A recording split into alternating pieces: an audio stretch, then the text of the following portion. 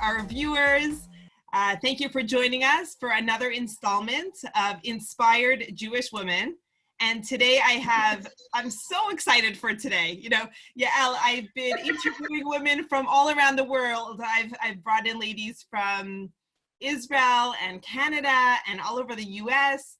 And you're my first one from Swaziland. I mean, this is kind of... I'm also the only option of Jewish person in Swaziland at the moment. So it's not that you couldn't find any other Jewish woman in the whole of Swaziland today. The Jewish woman in Swaziland, and none other than my own cousin. So this is so special. This is so special. And so Yael Tidhar, or should we go by, is it Yael Tidhar? Do you use both names? Either or, yeah, that's fine. Well, we're excited to get to know you today. And I'm just going to give a little bit of background and how we're related, because I called my parents this morning and I said, guys, I'm going to be interviewing Yael for my podcast. They were so excited, by the way. They're so proud. They love you very much. They send their regards. And I asked them, like, give me a little bit, how are we related? Like, what's the I'm not so good with all the details, but it's so amazing to hear the story. I mean, do you know how we're related? Yes, very well. Yeah, so your grandmother and my grandfather were one of the 5 siblings that fled and survived the Holocaust.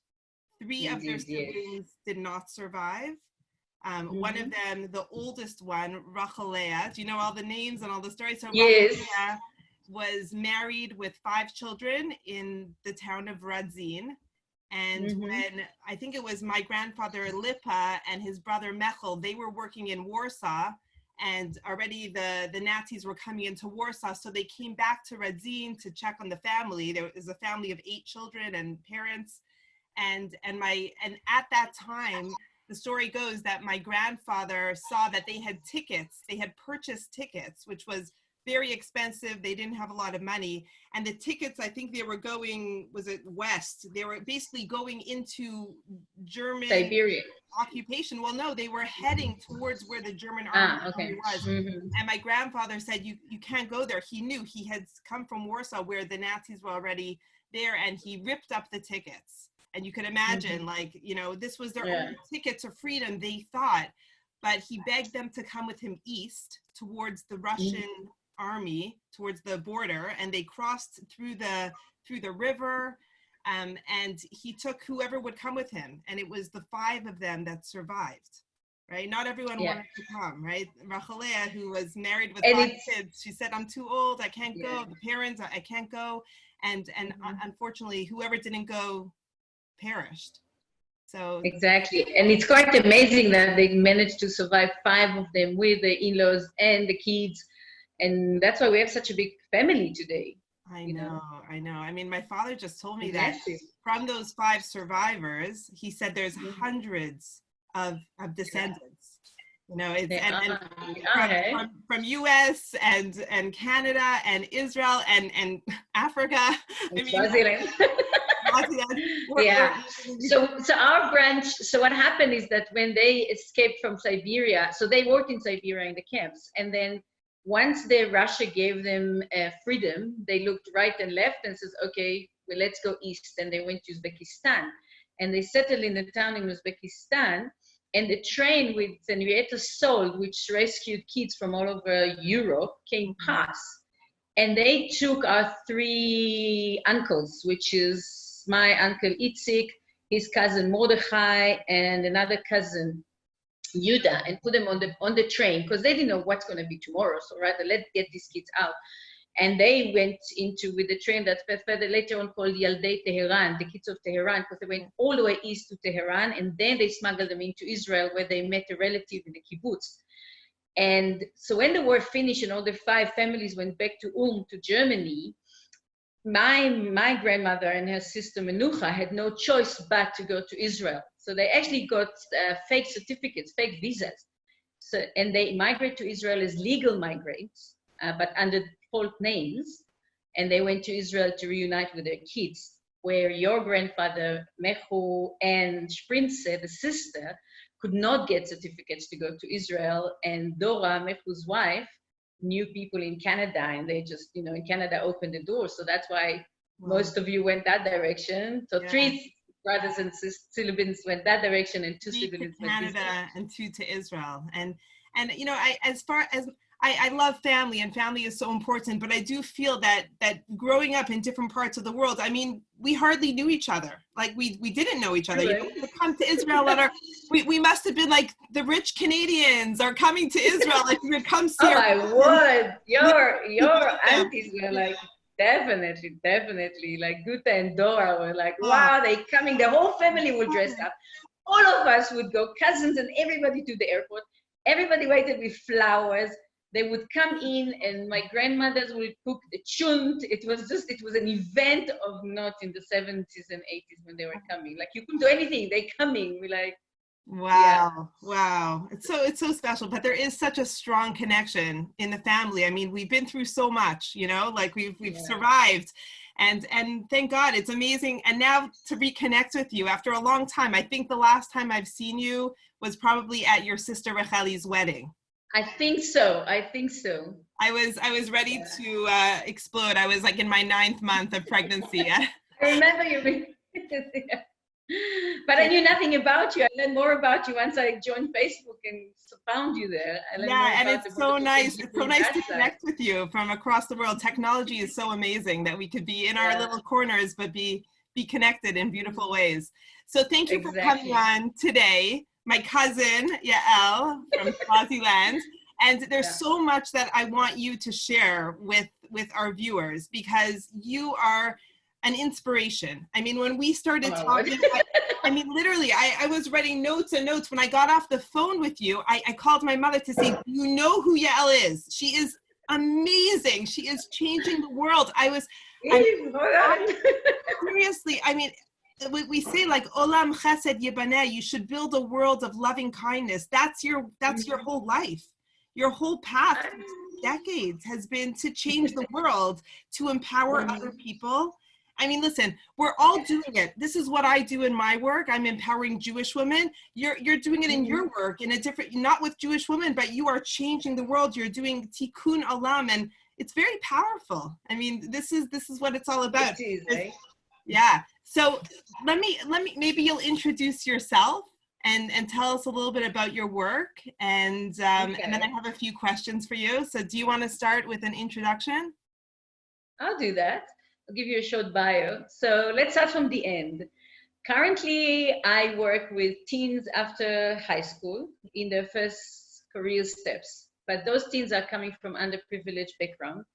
And unfortunately, they did not manage to get the right certificate, the right marks in their IGCSE, in their last Form 5 certificate, and they can't apply to government scholarship.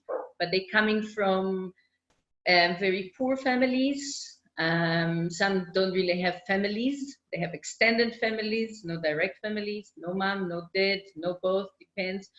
And somebody needs to just pick up and help them to do that step to become adults. So I find myself on one hand helping them to start their career, but on the other hand, I'm also mentoring them in that change, that process between being a child to become an adult and independent adult. And my aim is for them to be, first of all, self-reliant and self-sufficient. Stop being dependent on donor like us and be able to sustain yourself, be able to support your family, and hopefully by default, eventually you'll support your community. So the ripple effect is it's growing in that direction. I live in Mbaban, which is the capital of what we call today Eswatini. It was Swaziland for 50 years, and in the last 2 years we are Eswatini, which is the way Swazi people call their country. It's a little kingdom. It's very small kingdom, absolute monarchy. We sitting at the east side of South Africa. So if you look at the map, at the bottom of the map, there is South Africa with 3 little circles. The east one between Mozambique and South Africa is Eswatini. Very small country, 1,100,000 people. Most of them Swazis, most of them Christian Swazis. And there is a bit of an expat community here. We came here, my husband Shachar and myself, in 1999 for a water project for 3 months. And after 3 months, we got a bit of extension. And after 2 years, we decided, okay, it's quite nice here. It's a beautiful place. First of all, it's beautiful nature. And the Swazi people are awesome, kind, humorous people, very welcoming. It's not South Africa. They haven't been under apartheid. They've never been under a white dominant governing. There was the chief, then we called the king, and they had their own regime. So it's very comfortable and relaxed here. How far is it from South Africa? It's on the border. How far is it from Johannesburg? It's 360 kilometers from Johannesburg. Okay. But we are just, we're bordering. Now, obviously, the border is closed. Do you go to Johannesburg to like stock up or before holiday? Yeah. You know what happened? Last week, I had to make my own shkedei marak, if people here know shkedei marak from Israel. Because of Corona, we can't get post. There's no packages coming from home. Can't drive to Joburg to big supermarket that has a lot of kosher food and stuff. So can't do that even. And my kid says, we're not eating chicken soup. We don't care how cold it is. And then I had to fork out shkedei marak. They're not coming yellow when you do them at home. They kind of brown. Your kids are so Israeli that they won't eat their chicken soup without shkedei marak? It's a problem, yeah. They refuse. Okay. You're doing something good. I think it's a good thing. They're connecting to their roots. Yeah, I know. Yeah. By the way, chicken soup always reminds me of your grandmother, because in 2011 I was in Montreal and I met her on a Friday night and she made this clear chicken soup. I always tell that story. It's so clear. And she explained to me how she takes the dill and she freezes it between white paper towels so it stays straight and it's not broken. So when she puts it in the soup, it doesn't break in the soup. I was just I had a whole lecture of how to do a clear chicken soup. My Babi Gota was something else. Her chicken soup was also something else. It was an art to watch her make her chicken soup. It was like a family do it all. And no one could touch it. No one could help. Like she was, I got this. Yeah, so back to your question, we do depend on South Africa a lot. Like if you want to go to the gynecologist, or some people go to the dentist, or just shopping, or maybe service your car if there's no dealer in Swaziland. And we haven't been out for the last since March, basically. We came back from a bicycle race. My kids and my husband raced in, I think 10th of March was the last race. And since then we've been locked down. Nobody can leave to South Africa unless you have a very good reason or unless you're actually sick. Sick or business, otherwise you're in Swaziland. So you don't have adequate doctors and services where you live? We do, but think about like a little town in a prairie, something compared to coming to New York, you know what I'm saying? Right, so right. We can go by. There are good doctors here, but yeah. Okay. When it's serious, you need to go out. Yeah. So Yael, when we were talking on the phone last time a few weeks ago, I asked you, so wow, how did you make the decision to move to Swaziland, like to leave your family? I mean, you have siblings, you have your parents, you have everything, your whole life in Israel. You went to the army, you had your friends, everything. And you said, well, we never actually made the decision. We went for 3 months and then another 2 years, and then it turned into 5 years. And, it's amazing. How many years have you been there so far? So we left Israel in 97. We got married and left, and we've been here since 99. So 21 years in Swaziland. Wow. And you know what? I'm from that generation in Israel that grew up with the thing that Yordim, people who do the opposite of Aliyah, are like outcasted, and we're going to die for our country. And I was in the scouts, and I was, and I went to the army, and I would never, ever, there's a book by Dvorah Omer that I can't remember the name, but we all read it in our youth about this kid that his parents took him to the state, and he did everything he could to come back. Very ideology, but then we just traveled and we just got stuck here, and it was just beautiful and nice. So we said, let's stay longer.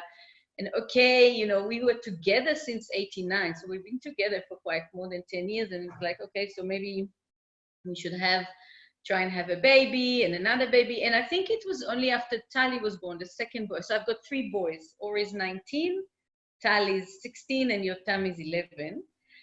And I think after Tali was born, we went to Israel, went with him as a baby. And when we came back, it felt like I'm coming home when we came back here. Even until then, which would have been 2004, like 5 years in Swaziland, 8 years away, that I didn't feel like I've left yet. And it was only then when I felt that home was here in Swaziland. And it was still here, but people say, are you going to stay forever? I don't know where we're going to be forever. There's no, but now we're here. Did your family ever give you a hard time, you know, being No, that we come from, you know, such a strong family at the core, and we've been through so much. I mean, I remember when my parents moved from Montreal, where the whole family was, they moved to Calgary, Alberta. It was a big deal. I mean, they were leaving their family. They were on a, you know, adventure. They wanted the Rocky Mountains. They had all their reasons, going to school, this and that, which we get as people that have also left home. I've left home when I was 18. I never came back, right? And you left just after the army. So we understand it, but sometimes the older generation doesn't understand. What do you mean you're leaving? How could you leave? Did they give you a hard time? So I must say, my parents were always, they were supportive. They didn't say they like it, but there was no like demand for us to come back. They felt very good. They saw that the business was going well, and they saw the life we were running here. You know, the life, the standard here when you're in Africa and you make money, like, let's not be naive, you know. You do have big houses here, and there's a helper, and there's a gardener, and there's 2 cars, and 1 car for traveling, and 1 car for me, and 1 car for my husband. And we do have good schools here. We have excellent schools here. Not many, few, very few, like 1 or 2, but so in a way, you know, they saw that it's really that we are happy here, and they loved coming here. Wow. So it was never like, come back, we need you, or we don't leave the family. They were both families were very supportive. Wow. Yeah. Okay. Well, tell us a little bit more, because I wrote in some of my notes, like the work that you were doing. I mean, with hundreds of women, like the project manager for 700 women, supporting, giving healthcare. It's unbelievable. Yeah. So what happened when I arrived to Swaziland? I did a BA on media and business and media in Israel, and I came straight after the degree. Didn't do well in journalism in Hebrew, but somehow my husband's boss says, well, expect wife needs to work. So he went to the newspaper and said, well, I've got this journalist, a husband doing farming. Don't you want someone to do a farming section? I barely knew how to speak English, never mind write in English, but I took the challenge and I wrote every week like 2 pages in the paper on farming. And when we decided to stay longer, I went back to the newspaper and says, okay, so do you have anything else? And he was looking for an assistant, which is exactly what I actually studied to run, to be a business manager of a media house. So it fits me like a glove, and I stayed there for 5 years, which was very inspiring. I learned a lot of working habits. I made a lot of contacts that I still use today in the media world. But it was very hectic, because you have to produce a newspaper every day. There's a deadline every day. Things needs to work every day. And after 2 kids, it was like, right, I think I'm going to lose it just now. And I took a break. And during the break, I sat at home and I watched, like, you know, housewives TV. And this was do it yourself here and do it yourself there, and build a house here and build your house there. And we were building our house at the time as well. And I saw this position, project manager, between the architect and the builder to the customer. I said, I'll be a project manager. And I applied for a advanced diploma in project management, thinking I'm going to build and do real estate. When I finished, 2 friends of mine were running an amazing business that's called Gone Rural. And I really encourage people to look at Gone Rural Eswatini. It's a company that works with 700 women, 770 by now, that weaving beautiful household products from grass that they pick in the mountains. And it's a fair trade company, and it's a company where the women actually get paid 50% of the retail price. They are producing the material, the grass grows. Cows don't eat it, animals don't eat the grass, it just burns every summer. So they cut the grass, they don't uproot it, there's always grass, there's always very sustainable.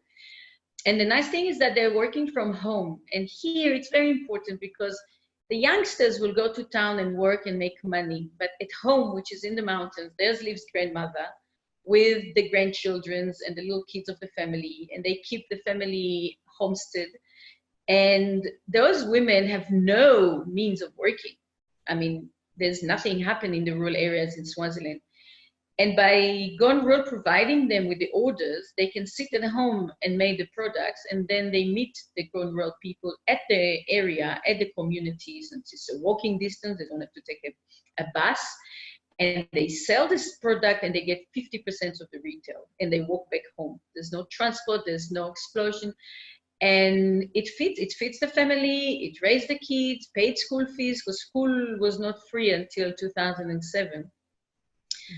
And at that time, in 2008, when I finished studying, the company did a survey and realized that although they're providing income generating to the women, there's a lot of stuff that women are dealing with. And back then, HIV starts to rise high in Swaziland. It started around the late 1990s, beginning of 2000.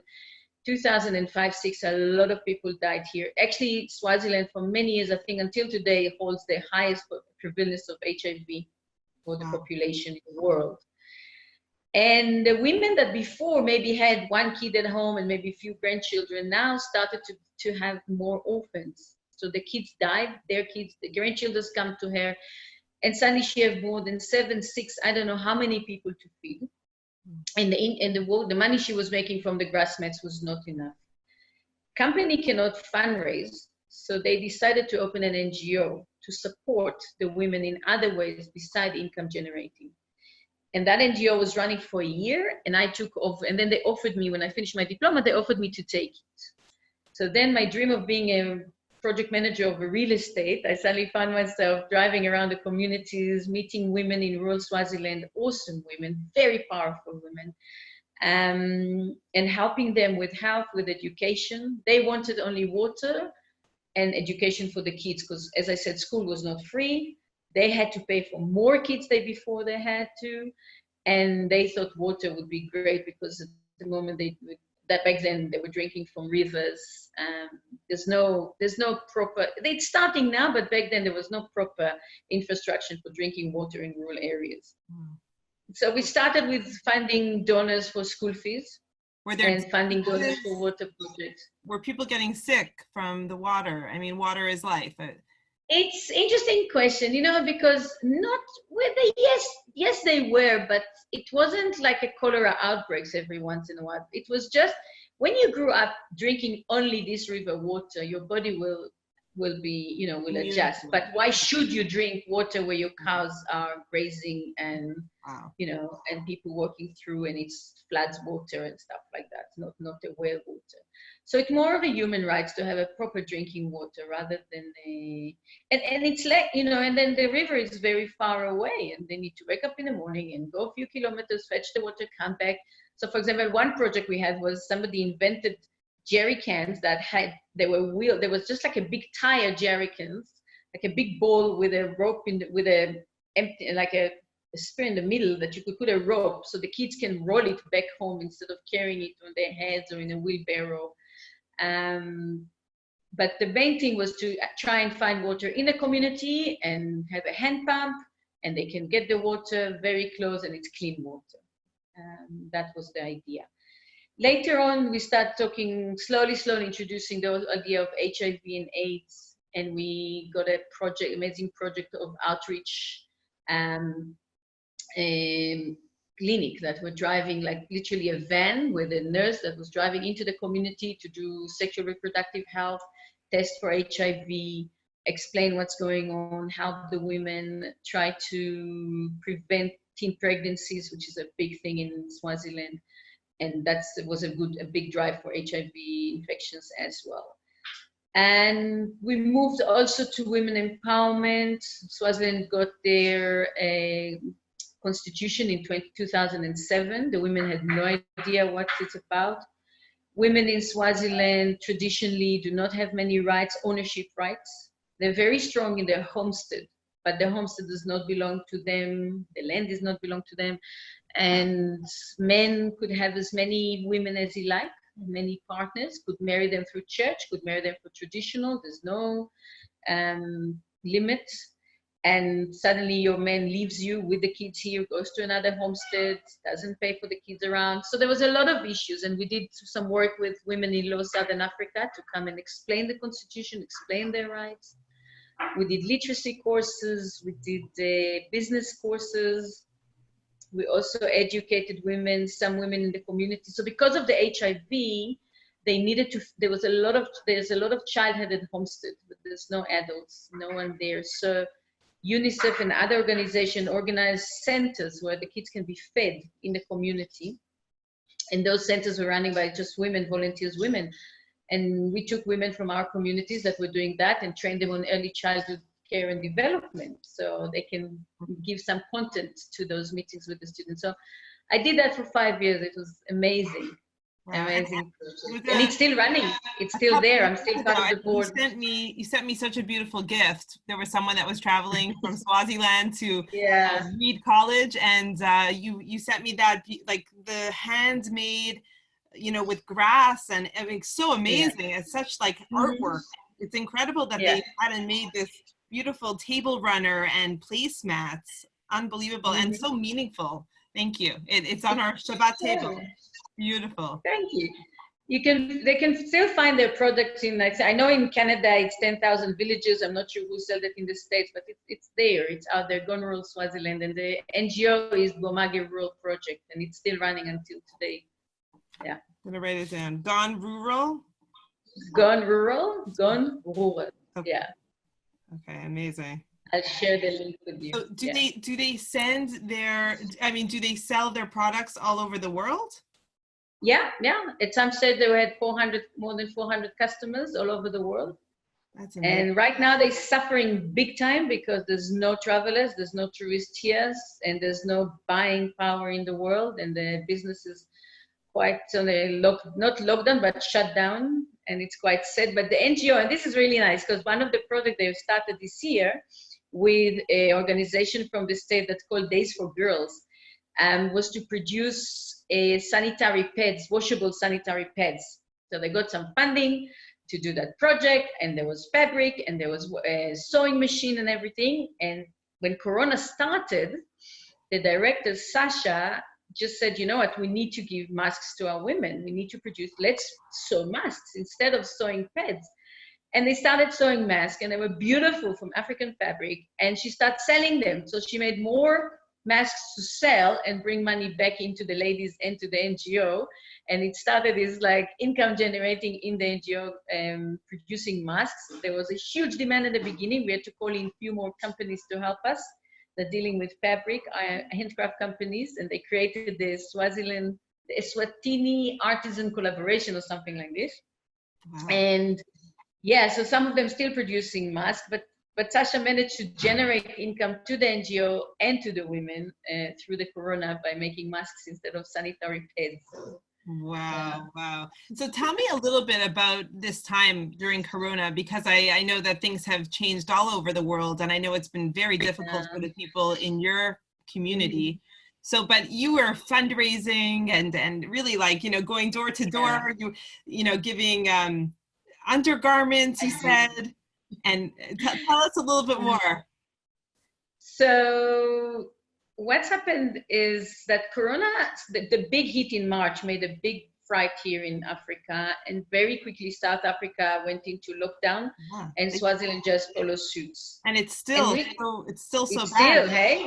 My sister-in-law, I have a sister-in-law that lives in Johannesburg, and she's sending us like the news reports. I mean, they're, you can't purchase alcohol. Like they're on heavy. No alcohol, no cigarettes. We are off alcohol and cigarettes for a few months now. It's like detox. It's a completely nation detox what's going on here. So we were quite better in a way that South Africa could control the international travelers. Swaziland don't have many international travelers coming first into Swaziland. They all landed in South Africa. But we locked down, so we had like 3 months to kind of get over the anxiety, get used to social distancing, get used. So kids been home since March. School opened in beginning or end of April, I think. Schools open for the term, and it's a long term for them.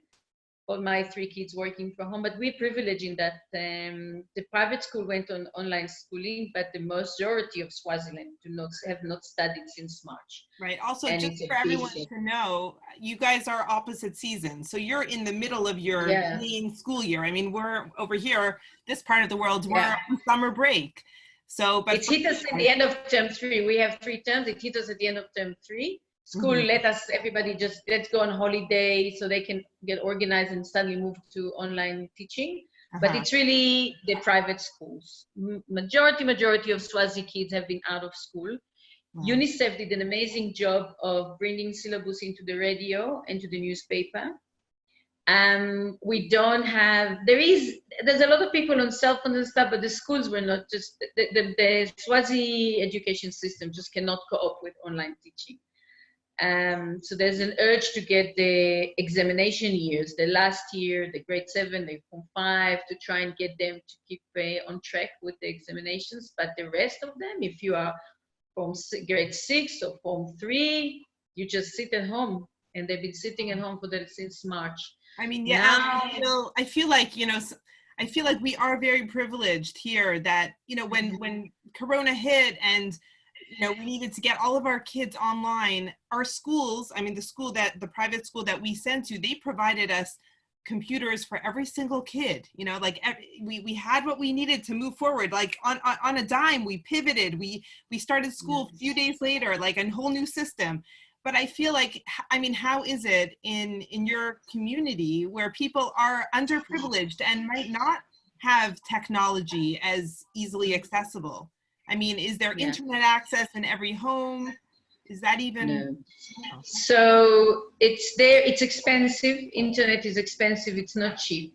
So if I look, let's talk about my current students, which are not the students at school, but they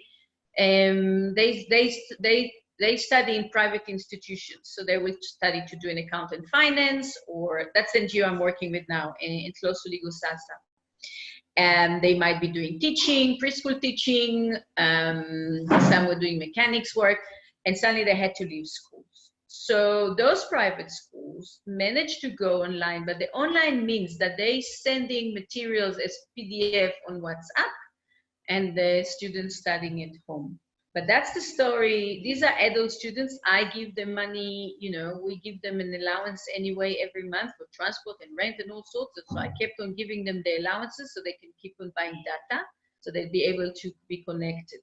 But the kids in the communities, if you don't have that, the schools, the normal school, the primary school and the high schools are not able to support the kids like that. Just give me a second. Oh, shush, please. Can't talk. Shush is, it goes in every language. Be quiet. Be quiet. Yeah, exactly. So when I look at so the majority of the kids in Swaziland have not been in school. If they don't read the newspaper or don't listen to the radio, they didn't get any material in. And the material there, it's mainly aimed to those who need to write an exam this year. So if you're not supposed to write exam this year, tough luck. You just had a huge holiday since March. Are they going to be set back? It's not great. When things get back to normal, whenever that's going to be. I mean, how are they going to? Nobody knows. It's going to be hard to on their feet again. I'm sure you're going to need to come in with extra support to pull them through. So I think my students are lucky because we only support them in 1-year courses, and they have been getting the materials they need. And now government allowed the last year of high school, and then for tertiary education, those who are supposed to be examined this year could come back to school. So now most of my students are having frontal lessons at school at the moment. Some of them not. There's a lady there's a girl supposed to study. She wants to do HIV testing and counseling and computer just literacy. And the computer literacy is stopped because the library is not working. So she's home. Others been home and come back. And I hope, they all say they're going to get to do the exams this year. So they just came back at the beginning of July, my students. Tell us about these Corona kits that you were driving around. When Corona started here, one of my students called and said, I think I have Corona, I think I have Corona. I said, do you have fever? I said, I don't know. And then I realized that it doesn't have a thermometer. And I wrote an email to the company that import all the pharmaceuticals to Swaziland. And I said, listen, guys, I need to buy about 120 thermometers, some paracetamol, some vitamin C. And I thought if I create that little kit, they can have it for the emergency. And that company was very kind, and they supplied me with 35 kits of paracetamol and vitamin C. And they also donated to another project that I was doing. They donated vitamins last year, so I had a lot of leftover vitamins.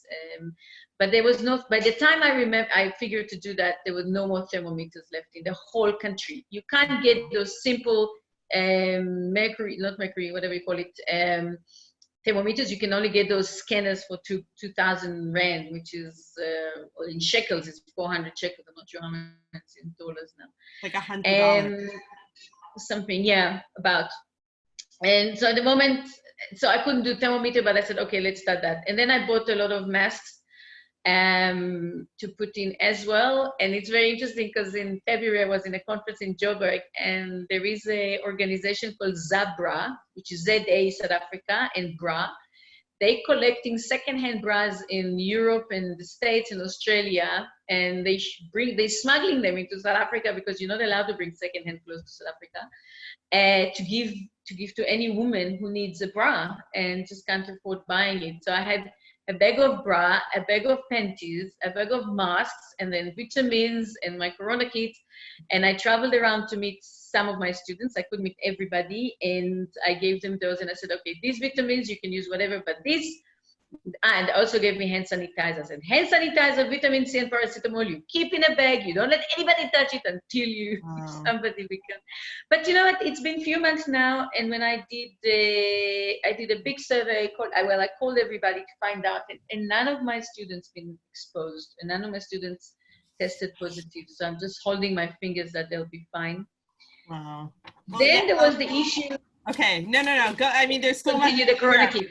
Well, I have a few questions that are really pressing on my mind, and I want my, okay. So one, I mean, here you are in, you know, the only Jewish woman in your country.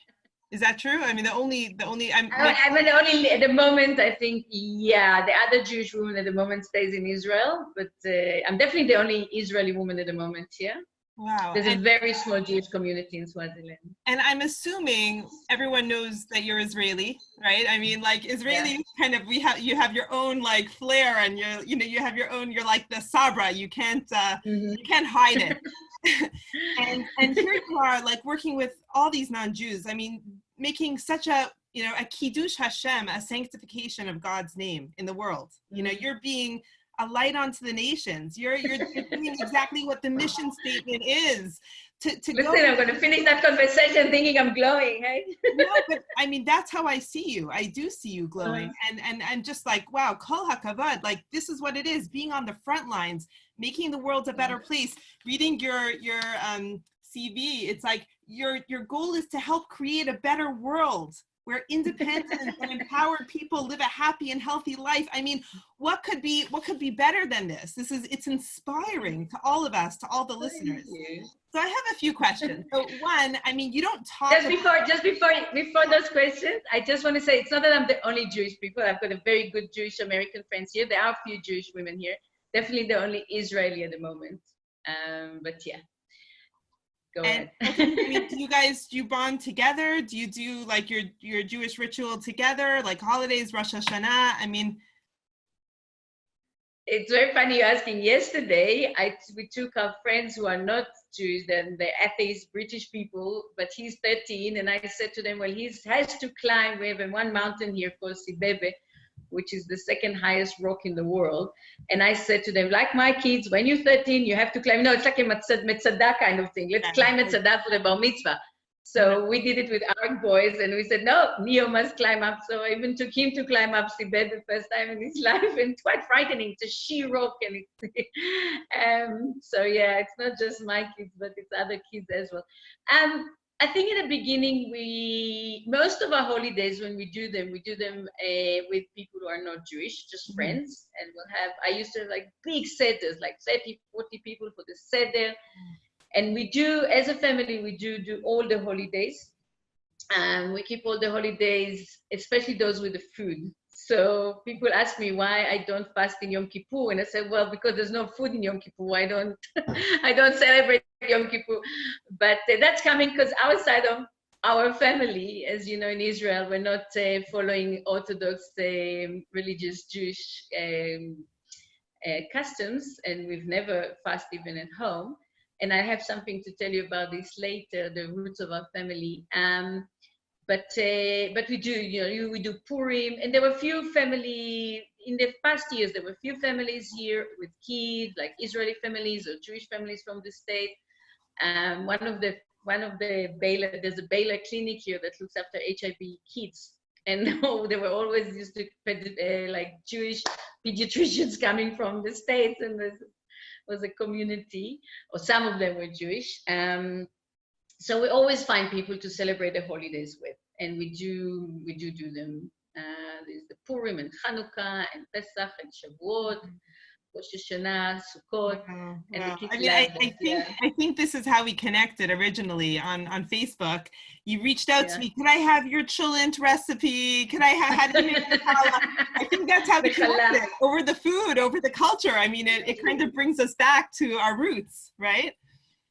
And I do light the candles, and most of the Shabbats that if we're home, if we're not traveling, I like that separation between the week and the holidays. And we do, and challah, we have to bake our own challah here. All of us were baking our own challah, my Israeli friends and I, because there was no challah. I think the supermarket does know how to make challah, but because there's not much demand, they don't do it all the time.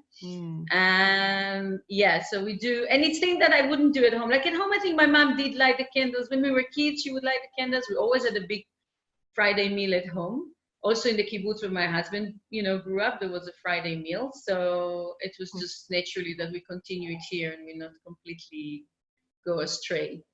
And my other Jewish friends, they join in. They join in when they can. The house is open to whoever. I want to quote you something that I found in preparation for this. I was looking, at different quotes and sources. The Talmud states that Chesed, loving kindness, is greater than laws, and the charities of life are more than all ceremonies. Oh my word. Yeah. I mean, it's the Jewish proverbs teach us, do not be wise in words, but wise in deeds. It's so huge. It's so huge. I mean, I feel very connected to you. We lead different lives, different lifestyles, very different. We were raised differently, we were on different paths, but there's something so bonding between your work and my work and our hearts in the right place, just to make the world a better place and to bring this sanctification of God's name into the world, this kiddish HaShem. So you mentioned to me that sometimes when you're working with your people, your teens, and they misbehave, you'll say, I'm Yael, like the biblical Yael. That's how I start my name. Yeah, when I introduced my name, I said, okay, open the book of Judges, chapter 2. And you just see, I'm a hero, I can lead you well, but I can also peg you if you don't listen to me. So it's my opening. Put a peg in your head. So I think that's amazing how you could be who you are in your environment and just be the shining light wherever you go. Everyone knows you're a Jewish woman. You stand for the Jewish people. And you say it without even knowing me. It's kind of... And I think a lot of people would, I've been following you. I read what you're posting. I see the work that you're doing. It's holy work. It's holy work. And listen, there's lots of different types of holy work, and there's lots of different paths. But it's interesting. Like our grandparents, you and I, they nearly didn't survive. It was a miracle. My other grandparents, most of them are sole survivors. My grandmother, Gutta, she was the oldest of 6 children. There was no one. When she and my grandfather searched after the war for any family, any survivor, there was no one. From a huge illustrious family, I mean, she had a huge family of close to 100 family members. She walked out without anyone. And yet our grandparents, by miracles and miracles, I mean, literally, like I know that it wasn't by chance that they survived so that we can be here. And that we can continue our work in this world, doing Tikkun Olam, making the world a better place, being a light onto the nations. I mean, we're so connected, Yael. It's not small. And you know, I do feel it's come from that generation, because my grandmother, she helped a lot of people around. As you said, people came after the war and find refuge in her home, and she cooked. And my mom always said that she used to take money from my grandfather and give it to people without telling my grandfather, all sorts of things. She had a big heart as well. And I know Guta had, and Dora, they were just different. So I think we're all inspired by this generation. Yeah, amazing. I mean, the Chesed, the kindness. I mean, my grandfather, right, my Zaidi Lipa, he was known for going to visit sick people in the hospital. His Bikur Cholim, his ability to visit and to reach out to people that were in need. They just, that was who they were. And I think it trickled down to us. Like we got the messages. It's in our DNA that we have this fight. We don't just want to, survive as people, but we want to thrive. We want to change. We want to grow. So, wow. I mean, there's so much more to talk to you. I'm going to have to close this segment of this podcast already, because it's already been close to an hour.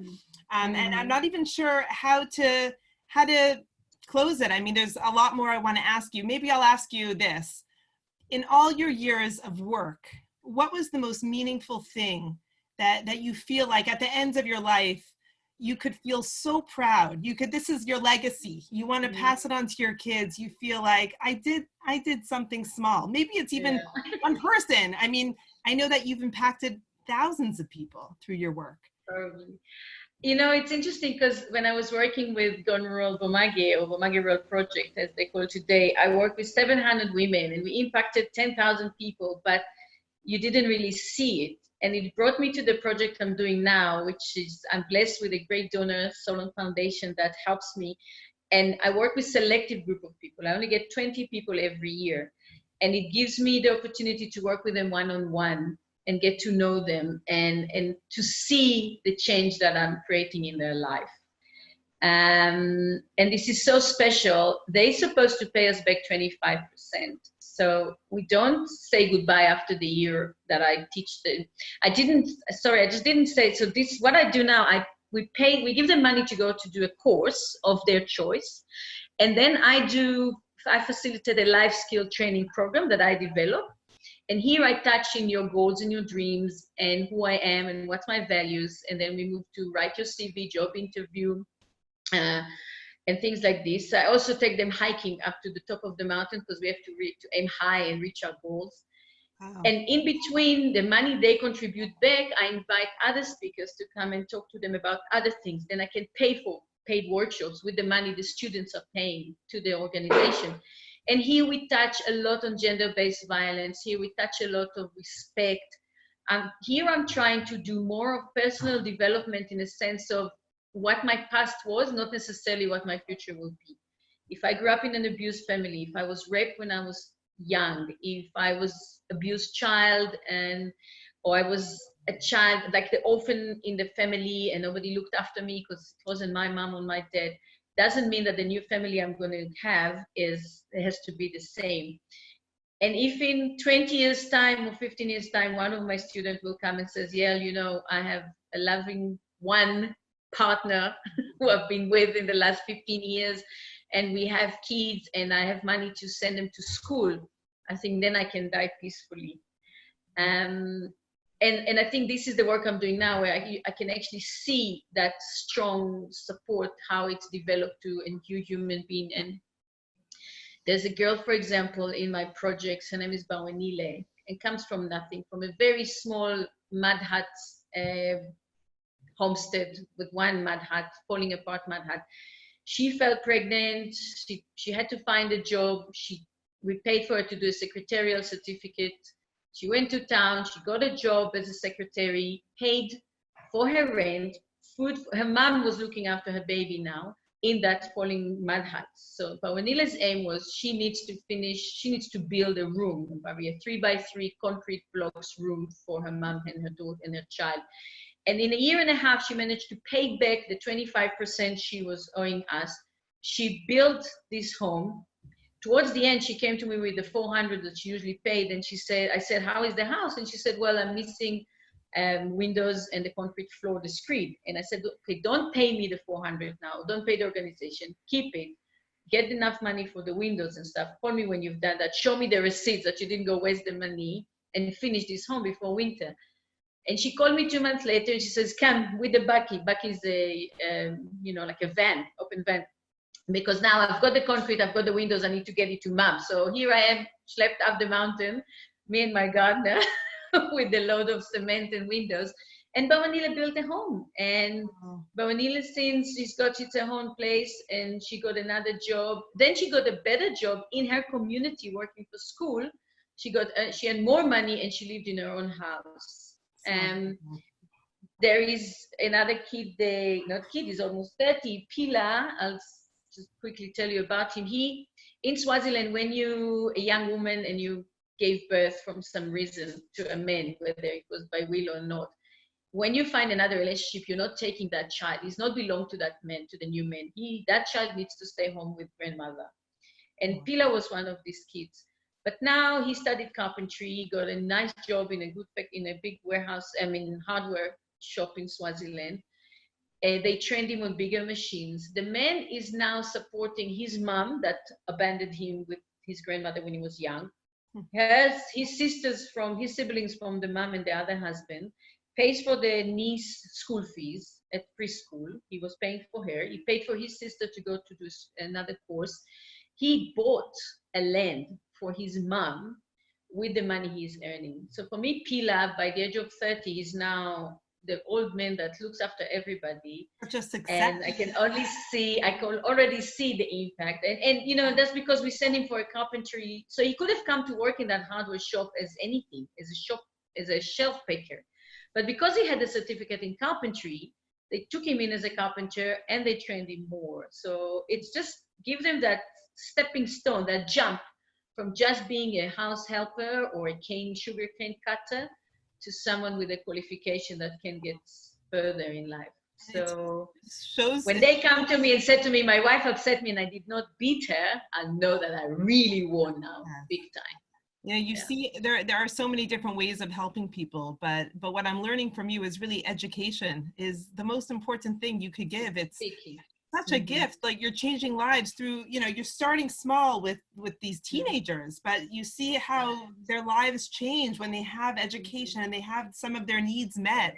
And they're able to, have the confidence to go out into the world and to graduate and to all of this stuff. Yeah. There are many different levels of charity. You could give someone money. They can't believe themselves when they see the certificate of graduation. They call me excited, because these kids did not get a proper high school certificate. They didn't manage to get a high school certificate. So for them to get a secretarial or social work and community development or HIV testing and counseling diploma, for them it's like, it is a major thing.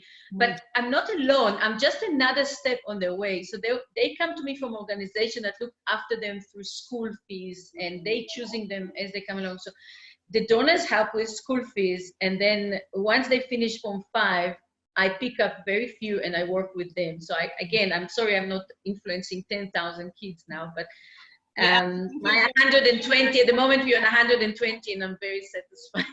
It's amazing. And honestly, even if we change one life, I think that's also amazing, and it could. I think that's my motto now. Right? I think I came down from trying to save the whole village and provide water to the whole community to really help that one kid to make it in life. And then I can relax. It's really the highest form of helping someone, because you're getting them on their feet so that they can help themselves in a respectful way. So tremendous. So Yael, thank you so much. I mean, this was, I knew that this recording would go longer than expected. And we probably haven't even touched, we can probably sit here and chat for even longer. And that's before we exchange recipes of challah and stuff. That'll be the next recording. I want to hear this. Do you have some Swaziland recipes? Do you have some some. I'm sure you're getting some of the culture from there. I'm sure you know the dances and. Not really. It's not. There's not much. No. Not much. Okay. Well, yours is very strong. So. Yeah. So I'm just going to end with this beautiful statement that is brought down in the Mishnah, in the book of the Mishnah.